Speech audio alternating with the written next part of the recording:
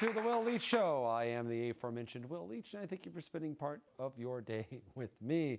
Today's show is about loving the NFL in the year 2018. This is the type of year where we start stretching our legs in preparation for the NFL season. Training camp begins for some teams this week, even though it's currently too hot to walk from your house to your car.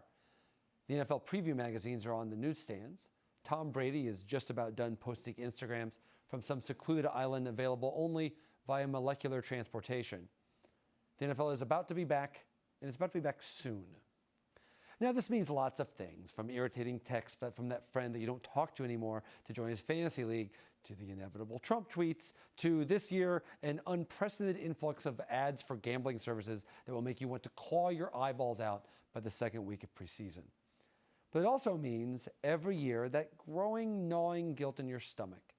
Is it still okay to watch this sport? The statistics remain overwhelming. A study last year argued that 99% of deceased NFL players had some sort of CTE, and that CTE has been found in kids as young as 12 years old. Players are retiring with years left in their career, and speaking of the sport like it's coal mining, a dangerous anachronism they just want to save their children from ever having to be a part of.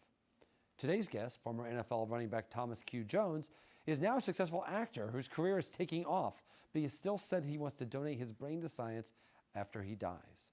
He played the game and he's scared. Almost every player is. But they keep playing because we all incentivize them to. I'm a part of it, you're a part of it, we're all guilty here. Sure, I'll talk a big game right now about how brutal the sport is and how the NFL keeps evading public responsibility and how future generations will look at football as some gladiatorial grotesquerie, some sort of human cockfighting. But it's easy for me to say that because it's summer. Once the game starts, I'll be watching, and just like you'll be watching, and just like we'll all be watching. We claim we won't. We claim we'll boycott the NFL for whatever reason we come up with at the time. Brutality, politics, Ben Roethlisberger's big dumb oaf face. But when push comes to shove, we're all talk because we watch. We always do. It is no wonder the NFL drags its feet on CTE or concussion research and avoids any sort of culpability. We never put their feet to the fire. At the end of the day, we just like football too much to ever do anything about it. Sure, NFL ratings are dropping, but every sport's ratings are dropping. Footballs are actually dropping more slowly than every other sport. The NFL is still the reason that everyone in the world of sports has jobs. It's the engine driving all of this. Someday our kids are going to look back at us and wonder why we let all this happen, why we let this recreational activity maim so many people. But I'm standing here right now to tell you kids that the explanation is not complicated. We just like it too much. We don't want our kids to play football. We care too much about them. But your kids? Oh, we very much want to watch them. We honestly cannot stop. Our guest today is a former Pro Bowl running back who has successfully transitioned into an acting career, most recently playing Comanche in Netflix's Luke Cage. Please welcome Thomas Q. Jones. Sir, claps. I usually get more claps, but it's always hard. Please welcome. Thank you for coming on our Thanks for having me. A little fake talk show. I appreciate it. I hope, now, do I get points for saying Thomas Q. Jones? Yes, you get a lot of points. Does it really bother you when people say Thomas Jones? It doesn't bother me. That's a different you. Yes, it's somebody else. So it's a different you. Thomas Jones obviously is my name from football, and when I started acting, I was like, people they like to compartmentalize you and put you in a box. So I'm like, what's the first thing I can do to separate myself? And the first thing I thought about was adding my middle initial. Yeah. It sounds more like an actor. It's probably like a SAG card thing too. There's probably been a Thomas Jones sometime in acting history. Well, Tom Jones ruined my Google searches because every time you look up Thomas Jones, even when I played, it was Tom Jones first. Yeah, it's just so now on Google, it's Thomas Q. Jones and Thomas Jones. So you get big points for Thomas Q. Jones. Of course, please. And I'm curious because you have, I think, pretty clearly set a line between your NFL career and your acting career. And I'm curious, we do a theme for each one of these shows, and today's show is kind of about the NFL as it stands right now from a fan's perspective, and the idea of, you've talked about how you want to donate your brain to science after you die, which I'm sure will be 194 years from now because you're like in literal perfect physical condition. So. But I'm curious, your relationship with the game now, not just you as a player, but a lot of people watch the game now. They grew up watching the NFL, they never really thought about that much, and now there's almost a moral thing added to the NFL of the idea of player health and you've talked. I remember Bart Smith talked about one time the idea that. He said he talked about playing football the way that someone would talk about being in a coal mine. The idea that I don't want my boys to do it, so I do it so they don't have to. You of course have experience. You grew up in a coal mining area as well. Yeah. I'm curious your thoughts as now watching football as it is now. Do you think that kind of moral, do you feel connected to football? Do you watch football, or do you feel like you've kind of evolved as well with that? I think everything evolves. I think as we get more information, you understand more about what industry you're in. In this case, it's football. So you're getting more information on concussions and injuries and all those type of things. I mean, the fact is, man, being in the NFL 12 years is, a life-changing opportunity. Of course. And, of course. And to be able to play for all those teams and go through all those situations and all those experiences has molded me and helped me evolve. But since I retired and become an actor on top of that, I've just kind of been disconnected from the game. And that's another thing I specifically did when I retired to become an actor is I went away. I didn't do NFL Network. I didn't do any broadcasting because, when people continue to see you in that light, then they connect you to the game. And I wanted to be a real actor and be taken seriously. So I don't really watch the game as much in the NFL because I'm just working so much. I have the utmost respect for the teams I played for and the fans. I still talk to them. You would think I still play on social media because every day I'm interacting with Jets fans, Bears fans, Chiefs fans. They're not noticing the cue. That's what they're doing. They're not noticing the cue. Well, they're starting to now. Good. They better. Thankfully, Marvel's Luke Cage and my Comanche role has helped a lot of that because I've worked and done some other roles. Of course. But I love the game of football. I always will love football. I think there's a lot of elements that are going on right now in the NFL that, are controversial issues, obviously. Are you happy to not have to deal with those? Don't worry, there's not like a reporter in the room. No, it's okay. Questions about it. No, listen, if I was playing in the NFL, I would be right in the middle of it. I'm just that type of person. That's just my personality. I like to get out in front of things that I believe in. But I will say that these kids have it a lot harder than I did. I came in 2000. I barely had a cell phone. There was no such thing as text messaging. There was no Instagram. There wasn't even NFL Network. So information wasn't spread as fast. Everything was lock and key. Now, everything these kids do, they're on camera. Everything they say, it's on camera. It's very, very hard to be an NFL player, professional athlete these days. I really sometimes feel bad for them. Yeah, I can't imagine. I think of the things in college. If social media would have existed when I was in college, I was a little bit older than you. I would probably still be in jail. Yeah, I wouldn't be here definitely. Yeah. I wouldn't be on your couch talking. Yes, to you. Exactly. Yeah. So I'm curious, when you made that transition, you've talked a little bit about how kind of going into life as an actor, but it wasn't something like when you were playing that I watched you play and I thought, well, he's a really good player, you certainly had charisma, but I wasn't there are certain people when Joe Namath was playing, he's he was open how he wanted to be an actor. I think Lawrence Taylor was even actually like that a little bit. But there was something, while you were playing, this wasn't something that was really leaping into your mind. Right? No, I never had any aspirations of being an actor. I had a music label and had musicians that I worked with. So I was always into the entertainment industry. But if anything, the media never really knew my personality. I was very quiet with the media because I understood they have a job to do, which is to sell stories and create controversy in some ways. But most of the time when they would ask the players who's the funniest guy on the team, they would say me. Yeah. And they would be like, no way. He never even shows up for media. At lunch, we can't find him.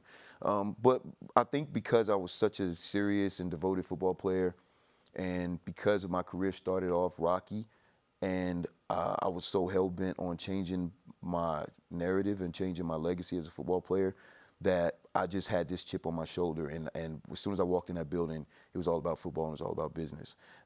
Outside of that, I'm a totally different person. Right. And now as an actor, I'm finally getting a chance to show my personality. You're fun. Right. Yeah, and I like to laugh, and I'm a very complex person. I'm a very cerebral person. I majored in psychology, so I'm one of those overthinkers. I think things through, and that helps me as an actor. Of course. Because it helps me understand backstory. Did it stand in the way as a football player? No, it actually helped me as a football player because the more detailed and specific you are as a football player, the better you're going to be. I think that's the difference between the great ones, the good ones, and the ones that don't last is the details. And I was a very detailed player from the time I stepped on the field as a kid. And then in the NFL, there's so many moving parts, so many elements to it, especially when you're on different teams. Right. Because if you're on one team, for it's a whole 10 new years, thing you got to do. Yeah, but every 3 years I was on another team. I'm learning a new offense. I'm having new teammates, new fan base, new uniforms, new city. There's new offensive coordinators, new quarterbacks. I mean, there was just always something new every 3 years for me. And so if I like wasn't acting now. yeah, totally. One minute I'm on my couch watching TV or I'm at the gym, and the next minute I'm in New York for 5.5 months shooting Marvel's Luke Cage. Like, and then it's over. Right. And now it's like, what's next? Yeah. And then 6 months later, it comes out. Now I'm here talking to you. Yeah. So you almost forget to remember what it's about. Yeah, I mean, I don't even look the same. On the show, it's funny. People see me, they're like, were you on Luke Cage? I'm like, yeah, you Comanche. I'm like, yeah, you don't even look the same. Right. And it's weird to watch it because I don't look the same. Is that unusual? I've always wondered that I'm not an actor. It's hard enough for me to watch these shows. But when you watch it now, like, this is still relatively new. I've seen the show. You're very good, and like you clearly have it's weird that it took you this long. It feels like you wasted too much time playing football. You could have been doing this for 15 years. But it does feel to me that, like, to watch it as someone that's new in it with you, is it weird to, like, are you still getting used to the fact that, like, that's me on screen interacting? Like, or is it now, are you second nature? It's like watching film. I'm pretty comfortable with it now. Yeah. I put a lot of work in. I moved to LA 4 years ago and started acting. I dabbled around 2013. And I didn't take it seriously until 2014 when I was booked for this show called Being Mary Jane on BET. And I was kind of scared straight into acting because my first episode on Being Mary Jane, I had love scenes and I have some questions about that in a bit, so keep that in mind. Just to warn you. Well, for the record, you don't know this, you haven't been on the show before. We do a love scene at the end of every show. So we'll be bringing someone in. Don't worry, it'll be fine. Well, we're just acting. It's improv. So yeah, sure, we'll go with that. It's just acting. Yeah. But I mean, I was literally scared straight because I didn't know any of the terminology, and I didn't realize how big of a show it was because I never really watched it. Right. And so then when it airs, all of a sudden... Well, I did it, and it was like I had 2 more episodes coming up about a month later, so I was like, I need to get in some acting classes before I make a fool out of myself. Oh, wow. And so that's when I moved to LA and became a serious actor. And I was in an actor studio with Franz Turner out of Ivana Chubbuck's studio and Scott Sedita's studio for 3.5 years. I was in acting class 6 hours a week, 7 to 10 on Thursdays, 7 to 10 on Sundays. Audition technique class, scene study class.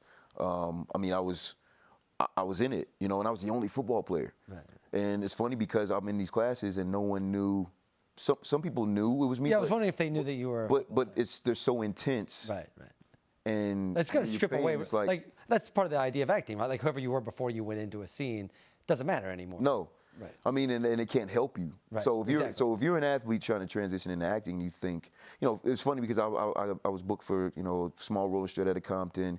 Obviously, like I said, Being Mary Jane, Luke Cage, all this stuff, and I've booked 3 or 4 movies, a couple TV shows. I was on Hawaii 5-0. I just did an episode of The Marlon Show on NBC, and it's so funny because people think, well, because you're a football player, it's like that's the worst thing. Right. The fact that you are a football player, they don't take you seriously. Right. Because people like to compartmentalize you and put you in a box. They think that's why you don't want to play football player. No, I had a couple of auditions for Ballers and a couple of times, and I loved the show, and I love what it is, but unless the role was a character where I could be an administrator or someone in that vein, I didn't want to play a football player. Because that's the typical thing, and I don't I like to go against the grain. I'm a real actor. I enjoy the craft.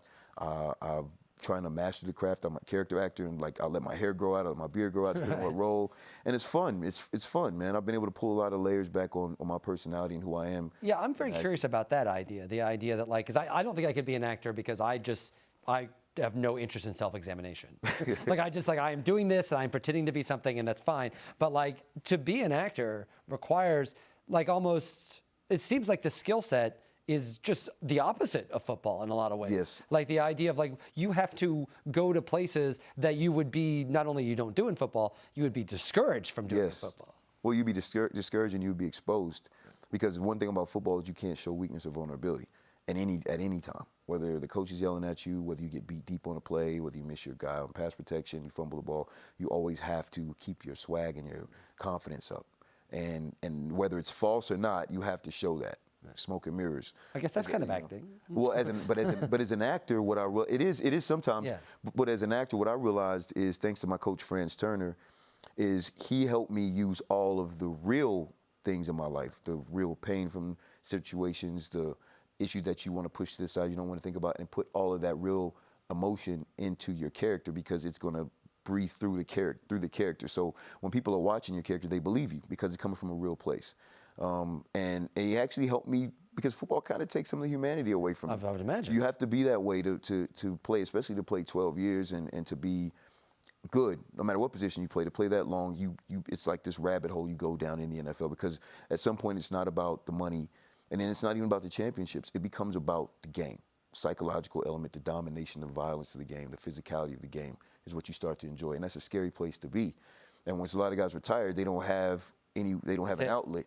Right. And acting really helped me, because it gave me an opportunity to say, this is okay.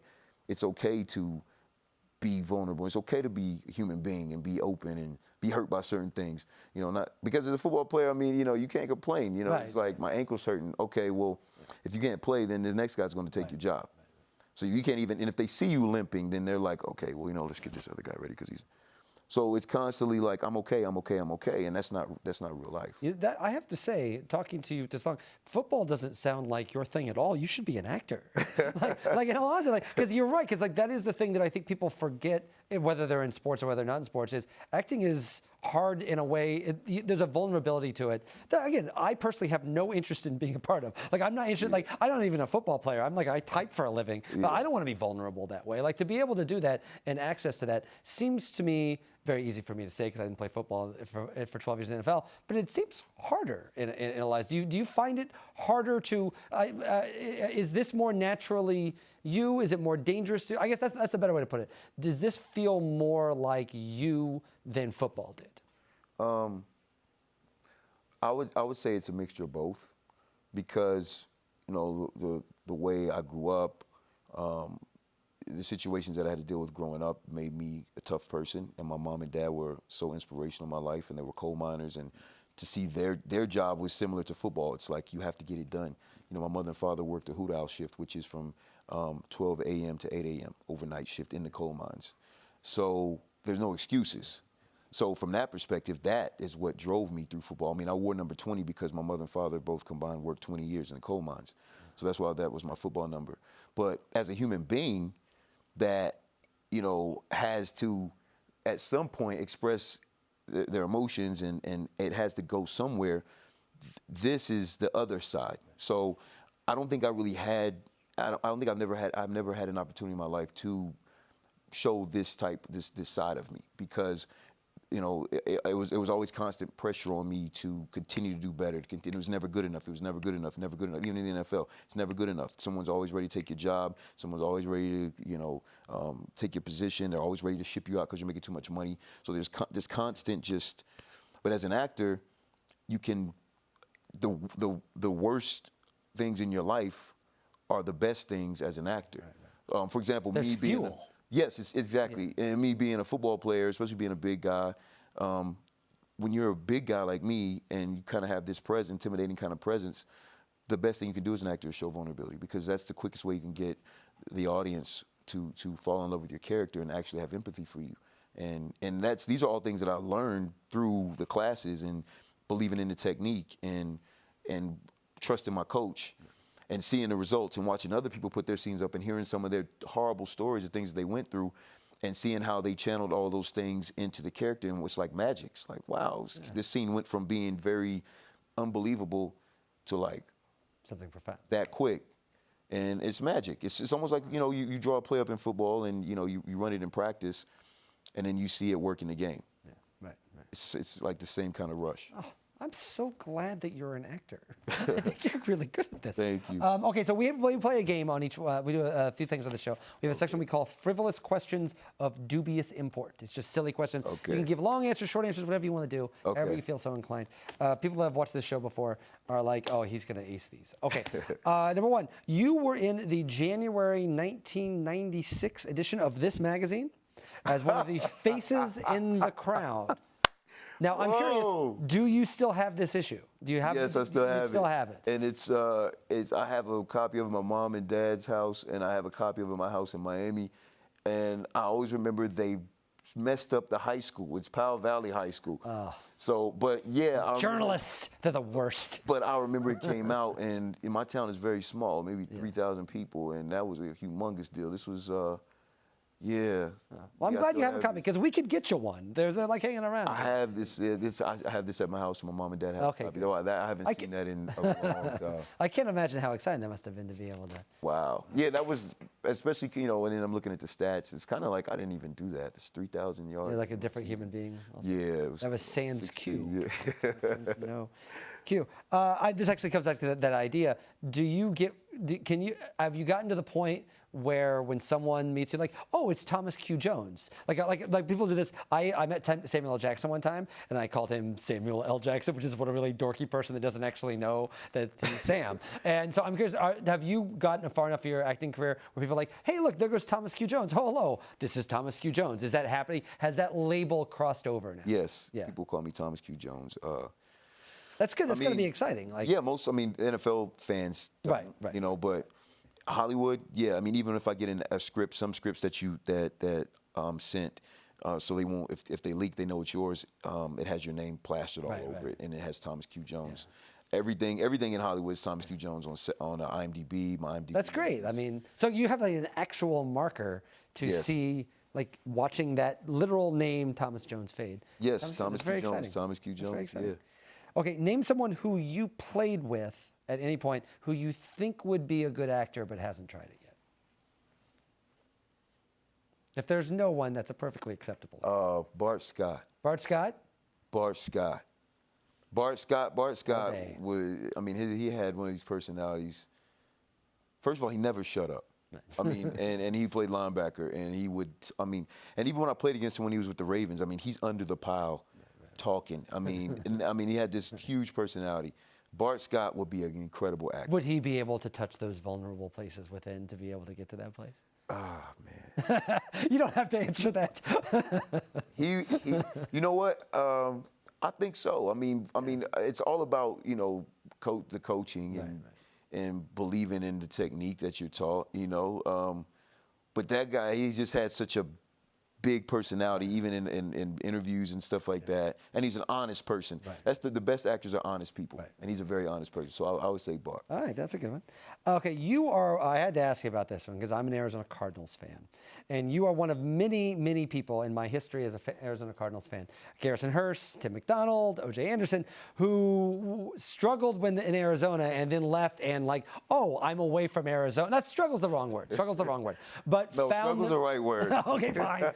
You're standing here, so I'm giving it. We're being honest. But when you got away from Arizona, you kind of found yourself. Is there something about Arizona? Is there something about that franchise? Because it felt that way for a long time. They're like, oh, you know what? I'll just be happy for all the players that used to play for the Cardinals to finally find their success. I don't think it's something about Arizona.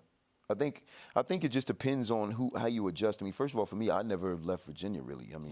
Right. So that's a dramatically different place. Yeah. So, I remember I flew out there after the draft and I landed. It was midnight, and I got off the plane, walked through the airport, got my bag, and I walked out to open the sliding doors, and I'm like, it felt like someone opened the oven. Yeah, it's midnight. And it shocked me. Yeah. I was like, what is going on here? And then I was in the car, and I rolled the window down, going to the hotel, the Buttes hotels where I stayed in Phoenix, and it was like somebody had a blow dryer, blowing it in the.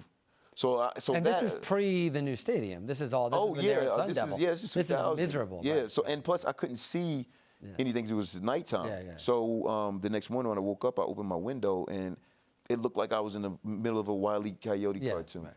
Everything was like brown. There was no. I'm like, I'm coming from Virginia. Flying into Virginia looks like broccoli. Yeah, right. And then it's just like like the moon or something. I don't know. And it just. It was kind of bittersweet because I just didn't really want to go that far away. Yeah.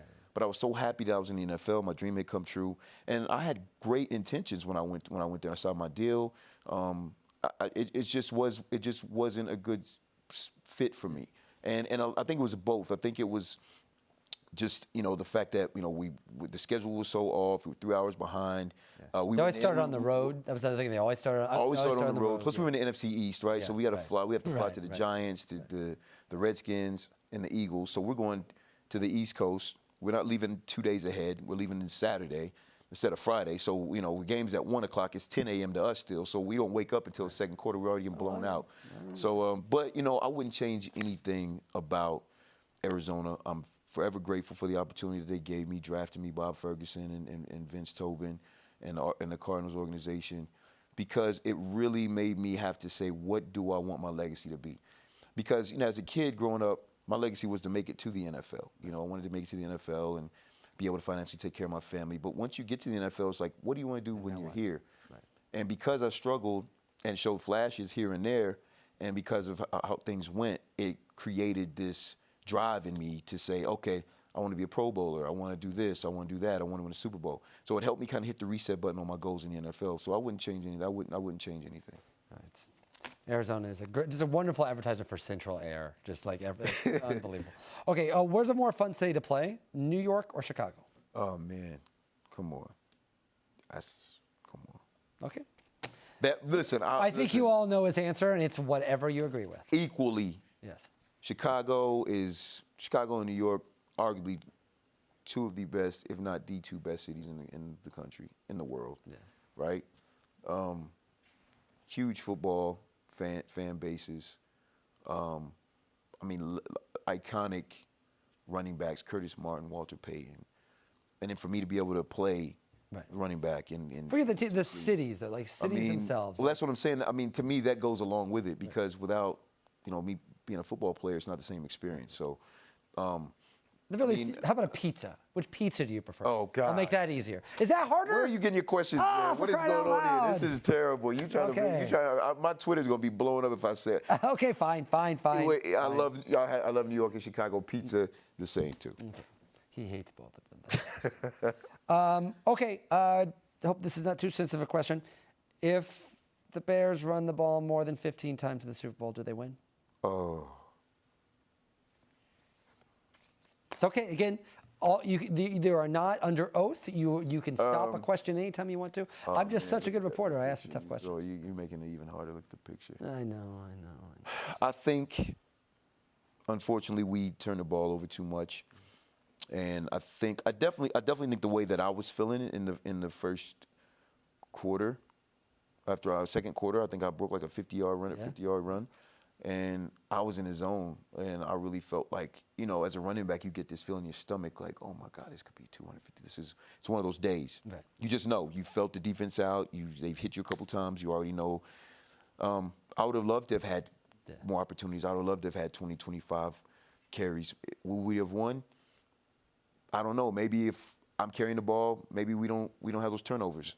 Who knows? Hindsight's 20/20, and I would never. My teammates win or lose, or my brothers, but I would have definitely liked to have had more opportunities. I say that. Okay, I think the answer is if there were 25 more carries, the answer would be Chicago pizza. I'll put it that way. We'll put it that way. Okay, one last question on football. I went to the University of Illinois. I'm an Illinois graduate. Please don't ask me this question. Is Lovie going to turn it around, or is he not going to turn it around? Don't worry. What did you think I was going to ask? Oh, now I know. Now I want to know. What did you think I was going to ask? I thought you were going to ask me about the Millennium Massacre. Oh, no. I know, yes. The Micro and PC Bowl my senior year. Yes, yeah, I remember that one. That was Jeff George. Jeff George was in that game. I want to forget about that one. Yeah, I wouldn't do that. Ron Turner was the coach. And he worked with you, right? Yeah, and he ended up coaching me at the Bears. Right. Should I have faith in Lovie? Should I feel good about Lovie? You should have faith in Lovie. Yeah. He's got a beard now. If you see, we don't have the picture, but it's an awesome beard. Me and John St. Clair. John St. Clair brought it to my attention. He played with me in Virginia and in Chicago. He said, Lovie's got a beard now. I'm like, what? He showed it to me, and it's like. It looks kind of like Velcro. It's like gray, like Papa Smurf kind of thing. It looks like a potato head. It's weird. He's like kind of like what is it, David the Gnome? Yeah. So I never would have thought. I didn't even know he could grow a beard. Yeah. I've never seen him with facial hair. It looks great. I have to say, I'm a Lovie booster. I believe in Lovie at the University. I think he can turn it around. Lovie was an incredible coach in Chicago. He put that team together. Unfortunately, he was dismantled. But he understands football. He's an incredible players coach. You want to go run through a brick wall for him. And I wish him the best, man. I think he can definitely get it turned around. Okay, now over to acting. Every time I talk to someone who acts, particularly that worked in, that previously did something in sports, they always complain about how long you have to sit in the trailer and how long you have to sit there. Like acting is all like, you talk about like the craft of acting, but it does seem a lot of times in practice, I'm very jagged up for the scene. I'm very excited to go. And now I wait for an hour and a half for everybody to get their spots. Is that part boring? It's hurry up and wait. Hurry up and wait, yeah. It's hurry up and wait.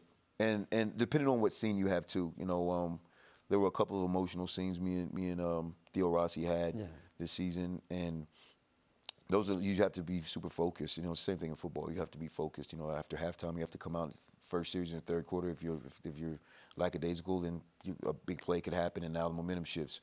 And what you don't want to do is you don't want to lose energy in an emotional scene or any scene, but especially in an emotional scene, because you can't get that footage back, and that's. No matter how they edit it, that's how you're judged as an actor. Right. So it's very emotionally draining. It's very tiring. Acting is very, very tiring. I never realized that until I started going to acting class, and as soon as I get back, I would like crash. Yeah. Just takes a lot out of you. Yeah, a lot out of you. Speaking of which, I asked this question hesitantly, but I personally can't think of anything in the world that would be more nightmarish than having to perform a sex scene. Like, it just seems like my soul, like it would just be, that's me. I had longer hair back then. Okay.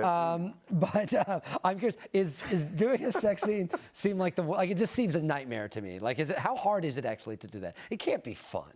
No, I mean, what's so crazy is that people see it on TV and they if you're doing what you're supposed to, it looks real, but you've got cameras everywhere. Yeah, I mean, that's what I mean. It just seems. I mean, I'm nervous being clothed right now, so I can't. Well, I mean, it's one of those things where you have to understand what the storyline is, and it's all about the story and what that scene is supposed to say. And I mean, that's the thing. Every line, every scene, everything has a specific intention towards the big story. And once you understand that, then it's not really about being nervous. It's more so about making sure that this matches what we're saying here and what we said there, and because it's very, like I said, very specific. At first, it was because this is one of the first things you did, right? Yeah, my first experience was pretty interesting because I mean, I was so green when I read the script for Being Mary Jane. First of all, I didn't read the script. I read my scenes. So because I had one scene at the end of the episode, and I didn't even realize that there was like a sex scene. So I just saw I had 6 lines and it says post-coital, and I didn't even know what that meant. So then I get there and I go to the wardrobe. And You're like, this is a pray, isn't it? Yeah, we're like praying, like it's after we prayed. And so I ask the wardrobe where's my clothes, and they're like, well, here's this little sock thing, and I'm like, what? So I look at it, and the guy, like, he looks at the other, and like, you should know what this is. Yeah, like, you don't know what this is, and I'm like, no, and he told me, and I was just, and then it hit me kind of like, oh no. So then I went back and read the script, and I was in my trailer, and I was just like, wow, that was that aha moment. Yeah. Like, this requires a sock thing. Yeah, this is for real. Yeah, like this is not a game, which is why I told you earlier I was scared straight into getting into Hollywood and getting into classes so I don't look stupid. So this may seem like a silly question now. Which is harder, a sex scene, or I'll be careful of spoilers, or a death scene? Oh, definitely a death scene. Definitely a death scene? I mean, because the thing about a sex scene is it's just, like I said, I mean, by that time you're into that character. So, I mean, depending on what it is, there could be obviously there's some emotional connections there. But, it's more so physical, but the death scene is, That's the you're dying. Right. It's like these are your last moments of life. So that's a dark place. Where do you go? What are you thinking about? Who are you thinking about? You have to really get lost in the scene, and you have to really, really dig deep inside of who you are and think about, honestly, the worst possible things that you don't even want to think about. And that's the draining part. It's because, some of these things you're thinking about actually become a reality for that split second, which is what connects in your facial expressions, connects in whether you cry or. Yeah, see, I wouldn't want to do that either. I don't want to do a death scene or a sex scene. Okay, just a couple more questions before we play the game. We do a thing on every show. Did you ever have, remember when Bob Costas was at the Olympics and he had the pink eye? Remember when he was doing the pink eye? He was at the Olympics and he kept going on even though he had pink eye. Have you ever had pink eye on set? No, That's never not had happened. pink eye. It's just, he kept going on every day. Every day he'd just go right back on the air with pink eye. I always like to He was a warrior. remind people. Yeah, that'd be a good way to put it. Okay, and last question. You have a social media app, Yes. correct, called Caster? Yes. I Caster. have to say, generally speaking, every time I go on social media, particularly these days, I worry that the world is falling apart and everything is sad, everything is terrible. Yeah, you're right. Is yours happier? Yours is happier. No, this app basically, hopefully, can get actors jobs. That's what it is. It's built for, to make the process easier. Everything's going to smartphones now. So if you're posting a gig and you're looking for talent, then you sign in, you post a gig as a gig poster, and you wait to see for people to submit to the gig. If you're looking for a gig, you sign in as talent, and you submit your resume, whether it be your acting reel, your headshots, your resume. And if there's synergy and that person likes you, then they can accept you, and now, boom. So we just tried to create an app, me and my partner, Scott Powell, we tried to create an app that could kind of close the gap between actors and jobs, because especially living in Hollywood, everybody's an actor, Right. a dancer, a musician, a singer. So this is a talent-based app. So this is actually positive and hopefully can. That seems decidedly less nightmarish than true. Yes, it's definitely without less question. nightmarish. Okay, we're gonna play a game. We play a game in every show. This one's called Superhero or Supervillain, because of course you have worked, you have went on Luke Cage.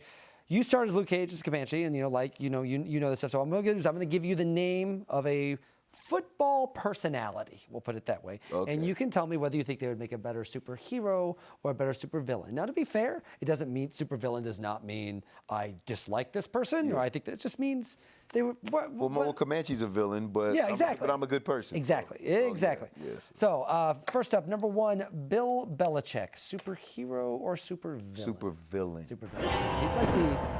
It's hard to imagine if he were coming to save me as a superhero, I would not feel comforted. I could see him with the Skeletor hood on. Yeah, yeah. He's not wearing it now. I think he's actually wearing it that's now. what it is. Yeah. Or what's the guy off Star Wars, the Emperor on Star Wars? Oh yeah, Palpatine. Yes. Yes, he's, and plus, I'm a former Jet, so Yeah, he's definitely a supervillain. Yes, I don't know. Superheroic chest hair, though. Okay, number two, Peyton Manning. Supervillain. Thank you. I'm team supervillain on Peyton. Well, he beat me in the Super Bowl and he beat me in the AFC Championship game. Yeah. So yeah, he's Anybody that like has got to be the a villain. worst villain of them all. He literally. I can't even watch a Super Bowl ever because of that guy. He's a super villain. Okay, Jerry Jones. Super villain. Oh my gosh. Speaking of Skeletor, for crying out loud. I think we all know the answer to that one. Super villain. Okay. Look at him. Yeah, go. Just take it away. He's behind me, isn't he? Giving orders right now. Oh my gosh. Okay, Rex Ryan. Superhero or supervillain? Superhero. Rex Ryan is a superhero. Look at him. He just looks like he's saving the day. Well, He's a superhero. right. I love Rex, man. All right. That's my guy. fair enough. Okay, Aaron Rodgers. Superhero or supervillain? Superhero. Superhero. Look at this mustache. Yeah, he's good on Jeopardy. He looks was like great a- on Jeopardy. Oh yeah, he's a very interesting guy, man. Super smart, big personality. I love his State Farm commercials. Yeah. He's right. definitely a superhero. I have friends who don't even know he plays football. They just know him from the commercials. Wow. That's my goal. Yeah, exactly. They're the ones that are going to know Thomas Q. Jones before Yes. Thomas Jones. Okay, Odell Beckham Jr. Oh man. I would say the kid's a superhero. I mean, anytime you make a one-handed catch. Yeah, that's true. That's true. That's superheroic stuff. okay. A little kind of Definitely. a Killmonger vibe going there. Yeah, I mean, I Like the think, early Killmonger when he's like looks like the art student. Yeah, guy. and then he transitions into Yeah. but Killmonger because he has good intentions. Yes, exactly. Yeah. Cedric Benson.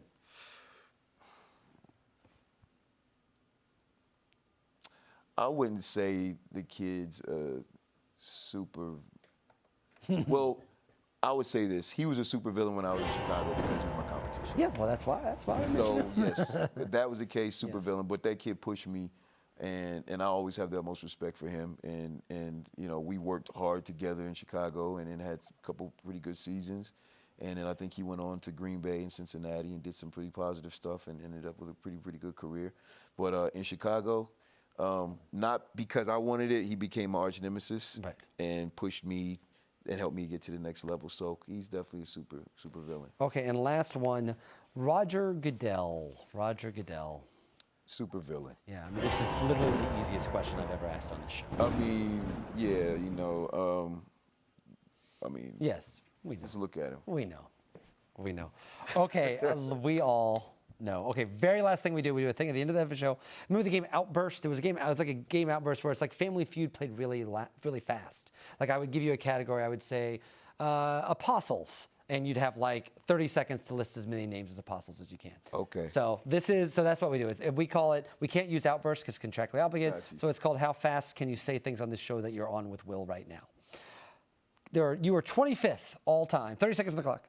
You were 25th all time in rushing, NFL rushing history. How many of the 24 running backs in 30 seconds above you can you name? How many can you name in 30 seconds? 30 seconds on the clock. Go. Emmitt Smith. Yes. Edgerrin James. Yes. Jerome Bettis. LaDainian Tomlinson. Yes. Fred Yes. Taylor. O.J. Simpson. Yes. Yes. Yes. Jamal Lewis. Ricky Yes. Waters. Ward Oh Young. my Corey gosh, Dillon. this is so good. Wow. Barry Sanders. Oh. Eric Dickerson. Tony Dorsett. This is amazing. Frank Gore. Yeah. 10 seconds. My gosh. Who's one? Emmitt Smith. Oh, you said so. Oh my God! How do I get Okay, there is no time, but there is no reason to be embarrassed at all. That was just like, wow, that was amazing. So there's 24 guys above you, but like, you pretty much got all of them. That was amazing. So that was really good for someone leaving football behind. That was an impressive. Oh, I'm forever etched in football. Just because I don't really talk about it or I don't watch it that much. I mean, I will always have a connection. You know what? You know one of the reasons why I haven't been to a game since I retired. My last game was January 1st at Mile High Stadium, and I have not touched a football, been to a stadium, because I think I'm a little nervous. Yeah. The Jets will reach out to me to come and be an honorary captain, or the Bears or stuff like that. And because I gave so much to the game and it means so much to me, and now I'm disconnected, I'm a little bit nervous to go back because just smelling the grass, hearing the pads, I don't really know how I would react, man. I think it'll be an emotional situation for me, man. So I think that's kind of like why it's kind of like that ex-girlfriend that you just of course. Okay, I have to stay away from the ex-girlfriend that you want to stay with, but you know literally every single piece of biographical information around her. You're still in love with her. Exactly. All right. Well, Thomas Q. Jones, thank you so much for your time. Everyone watch Luke Cage. You're great on the show. I don't want to say anything more about your character other than that it's a really good character and you play him very well. Thank you. It is an honor to have you on. Thank you for coming. And seriously, if you need a copy of that original Sports Illustrated, I think there is one lying around. I would love one, and I just appreciate all the fans that are tuning into Marvel's Luke Cage. Make sure you binge watch it. It's an incredible, remarkable season. I sold a movie to Sony. Called A Violent Man, where I play mixed martial arts fighter. It'll be in theaters December the 21st. Much love to the distribution company. Oh, congratulations. Belmont, Gino Taylor, and it's through Forgiven Films. It's Sony, directed by Matthew Berkowitz. It's the trailer's online if you want to check it out. It's called A Violent Man with Chuck Liddell. Denise Richards is in it. It's a really, really good movie. So December 21st, it will be in New York, so you have to go check it out. Thomas Jones may have been a violent man, but Thomas Q. Jones is not. A sweetheart. Thank you so much for watching. Please come back around and see SITV, or come back and visit wherever your Will Leitches are sold. Have a great day. This has been The Will Leitch Show. This is Thomas Q. Jones. I'm William F. Leitch. Bye.